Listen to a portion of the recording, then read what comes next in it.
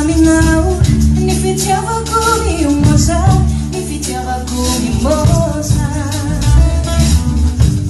kanefa ratsy tinao dia avereno ay ny fitiavako mimoza. Misy toerana aminao dia mba mamanala ao anatiko ao, toerana kely afaka hitahiry ny fitiavanao mimoza.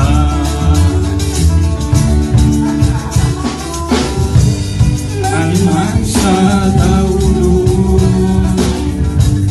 izay arovana, misy voninkazo mimoza.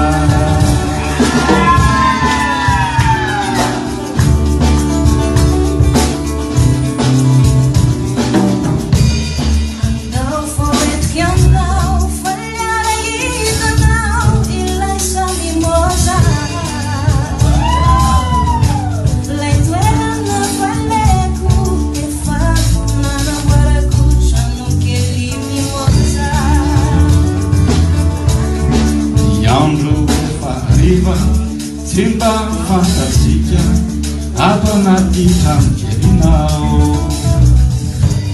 ny afo mananava amin'irona hafanana mimoza.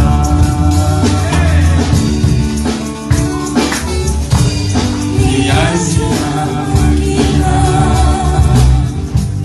efa manerantsika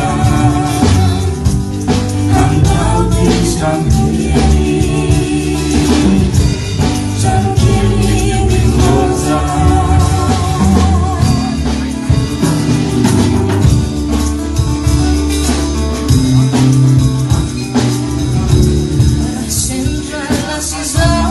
Rascentra seu isao, tano sabatrado na hora. Mandiana